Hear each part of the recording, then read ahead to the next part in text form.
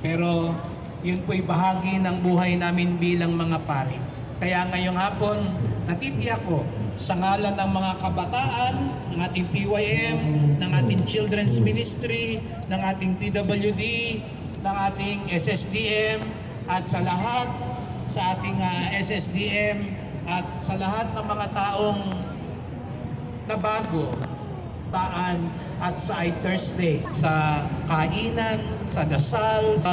Kaya't salamat, Father Jess, sa iyong pagpapahalaga sa amin dito sa Quiapo. Baunin mo halaga sa iyo saan ka man naroroon. At